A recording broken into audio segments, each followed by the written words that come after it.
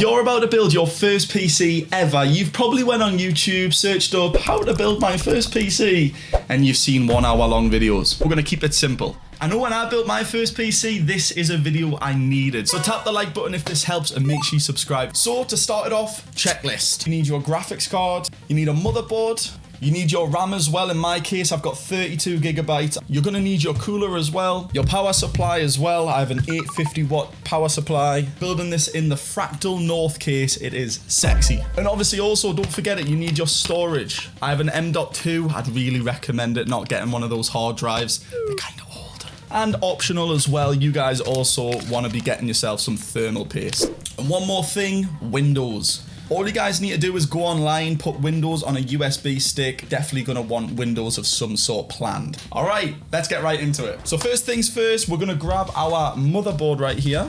You don't really have to, but I'd recommend taking it out of this bag and just placing it back on. This thing basically runs the computer.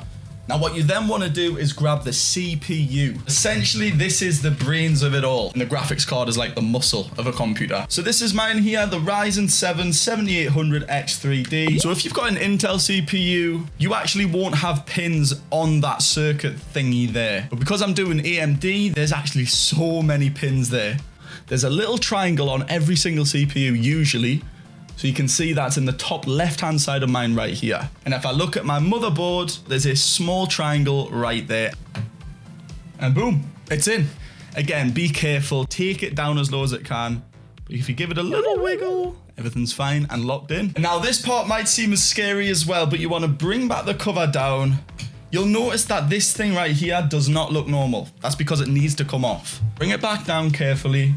And then you want to grab the thing, and as you see, it pops right off. Keep pushing, make sure it goes back under that, and then you can take this off and you're all good to go.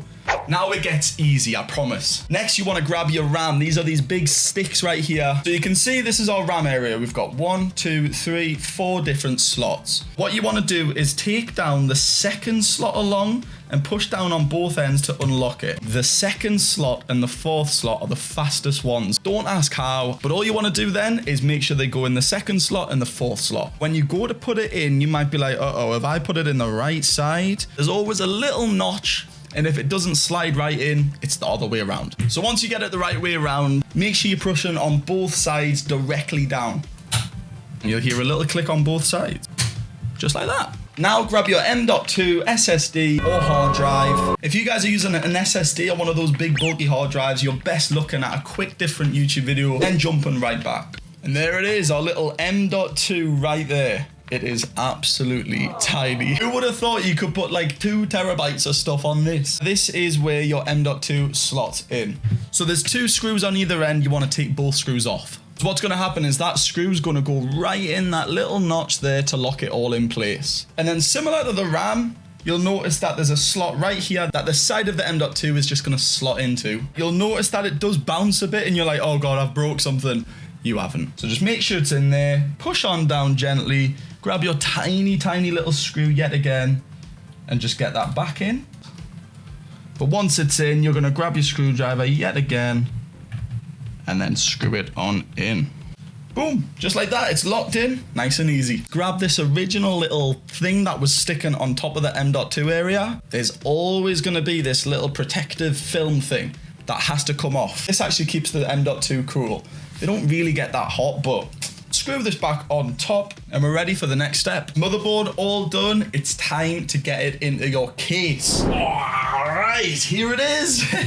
At the back here, you're gonna wanna be taking off either the glass side or in general, the left-hand side of your case. This depends completely on your case. So in my case, I take off the little top part and then I carefully remove the tempered glass. Now, if your case already has fans in, you just don't even need to play around with the fans. You guys can skip ahead right here. I'll put a timestamp right here for the next step where we put the motherboard in. But if you are like me, it only takes a second. Let's get this in. So in my case, I've got my fan here and I have 4 tiny little screws. And mine is actually going to go right here as an exhaust fan. You want to kind of make sure that the cable's going to be easily for you guys to put in. In my case, I don't want the cables coming out this way because the motherboard is on this side. Placing my screws from the outside in. Make sure you guys push up from the bottom too so it doesn't fall. If you're curious about mine, I've got 1 coming out the back and 3 in the front right down at the bottom here. It's just I got a 4080 to be putting in this and it might get a little warm. Now guys, when you're putting the motherboard in as well, you're going to be grabbing this here, which is called the IO shield. So before you put your motherboard in, get it inside and have it sit right like that on the inside. This is just gonna stop dust going in really. But make sure the IO shield goes in first and then the motherboard. It's now time to put in our motherboard. Now you'll notice inside of your case, you guys might have these tiny little standoffs. And if you do, that's great. But if you actually don't have any, you want to check your motherboard box again and see if you have the standoffs in there. All the standoffs do is just hold up the motherboard nicely. Go ahead and grab your motherboard, and it really is just as simple as lining up those little standoffs I've just mentioned with the holes on the motherboard. And now your case should have came with either a little box or bag of these screws and things like that, and the standoff screws will be in there. So my motherboard has got 1, 2, 3, 4, 8 holes. Put in the screws and just screw it into the case. All right, next part is a fun part, the CPU cooler. So if you are installing a radiator, aka AIO cooler, this section's perfect for you. But if you're doing an air cooler, double check your manual to make sure that you're doing that right. So on a AIO, you've got your radiator right here. And yours might come with 1 fan, 2 fan, or even 3 fans, but mine comes with 2. Test out the way it's gonna sit on your CPU. So in my case, mine's gonna go right there, just like that. The pipes are gonna come on up, just like that. So in general, mine's gonna sit in that format. You might be trying to mount yours on the front, so yours will be in that format. So because I know mine's going in that format, what my fans have got to do now is sit right underneath like that. With the cables, I'm gonna want my cables coming out of the bottom. For example, I wouldn't want them this way because then I'm gonna have this awkward cable just dangling down, you know? So there you go, mine is gonna sit just like that. Now your cooler would have come with a little bag which is full of screws, and AIOs really have these long screws. Put them in each hole and screw it into your radiator.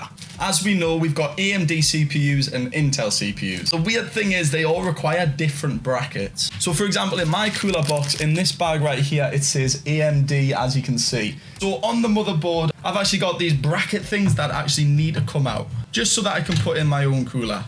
And with mine, again, they just push right back in like that, nice and snug. Now with the AMD CPUs, you're also going to be getting like 4 of these little standoffs, similar to what we did with the motherboard. Your motherboard is either number 1 for AMD or number 2 for Intel. So with the CPU coolers, you guys see those white triangles? So that is actually thermal paste. I'm going to be applying my own thermal paste.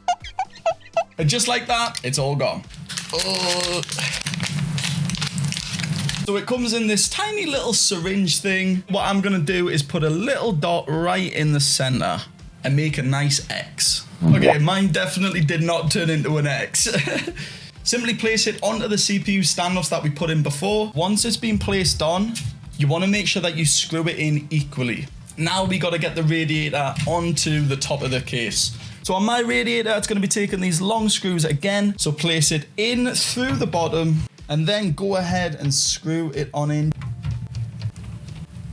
Now we're gonna wanna take off the other side. I actually have an RGB hub, but depending on your fan, again, double check the manual, and you're gonna see whereabouts on your motherboard these cables coming from the fan are going to go into.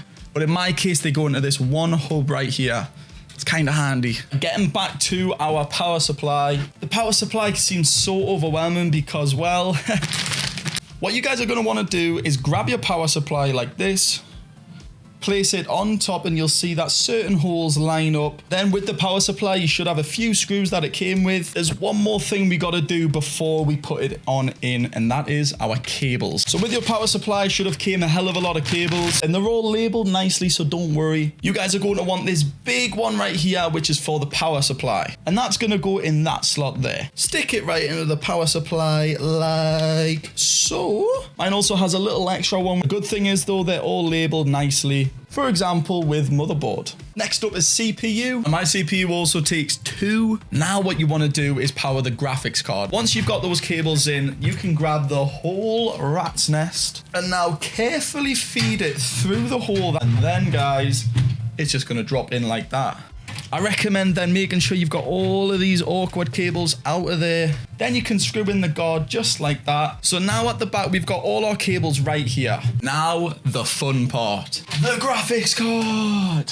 So, oh my God, I nearly dropped it. Now, all graphics card usually come with one of these little things. So what you want to do is take it off. It's like a little rubbery thing. You're going to want to locate where your PCIe connector is, aka graphics card connector. How do I even get it in there when there's these things in the back, Merl? If you do a quick test, you'll be able to see which ones need to come out. But you can see on this close-up right here that I need to remove 3. That's where we're going to put our monitors in and things like that. So with the 3 rib cage things out of your case, we have to actually push down on the little locker mechanism just like before. And just like the RAM, make sure you apply even pressure. And there we go. A nice little push down. You'll hear the click. And it is in there. It has to be screwed in. And guys, believe it or not, you've officially built your PC. Besides the cables. So the first thing is section out the case cables. You should have a HD audio. These tiny, tiny little ones that say power switch, power LED, power LED plus. Again, check out your manual if you're struggling. So you're gonna take these cables and bring them underneath through to the PC. So I've brought the cables through. However, my graphics card is that big. I'm gonna have to take it out again. You're too big. We're gonna start by grabbing this cable right here, which is for USB power, down right here into the USB 2. It's a little bit hard to see on camera. And then one of the most awkwardy, finicky ones is the power switch, power LED plus. These cables need to go in the right ones, otherwise your case just will not work. For this, definitely check your manual, because for me, it's on JPF1, and I don't even know what that means. So with the case fans done, now let's sort out the CPU. So with my radiator at the top, I have these 2 cables here. Luckily, I've got that RGB hub at the back of my case, which I can just literally plug these 2 in. If you don't have an RGB hub, these go onto the motherboard in the pin connectors that typically say sys fan. All of these little pin connectors are all on the motherboard as well, optionally. Coming off of your cooler will be this tiny, tiny little one right here, and this is called the CPU fan. On your motherboard, you need to find the port that says CPU_fan. So all the cables for the CPU in case are good to go. Now all that's left is the power supply cables. And that might look like a lot, but it really isn't. Let's start with the big one, the 24 pin. So I'm gonna bring this on through this little hole right here. And then once it's on through, I'm gonna bend it in here nicely. You'll notice that some of the connectors are square and some of them are sort of like a rounded circle. I can just make sure that the shapes line up. Next, we're gonna go with the CPU cables. Remember, they say CPU on both. Your motherboard might only have one, as we've already figured out. But again, refer to your manual. You guys are looking for an 8-pin connector that says CPU_PWR, CPU power. What I'm gonna do next is use my SATA cable power, and I'm gonna plug that into the RGB hub. Boop. Just like that. You'll notice that it's got those pin connectors, which means typically it's going in the motherboard. It's all down to 2 cables left. And if you remember, these are for the graphics card. Now with my graphics card, I have to use this kind of weird cable. So one end goes into the graphics card and the other end's going to those 3 cables coming from the power supply. We're gonna connect them up just like so. With that, we're ready to turn it on. We're on. We're on, baby. We're on, baby. Oh my God, that is gorgeous. That is gorgeous, man. And guys, with that being said, that is how to build your first PC. It's hard to simplify these things, but I hope today's video has helped you guys, especially around Christmas time coming up. Enjoy your new PCs. Let me know what you think of my build down below in the comments. There's a setup tour coming very soon as well if you're curious. Let me know in the comments the specs of your new build that I hope today's video has helped you make.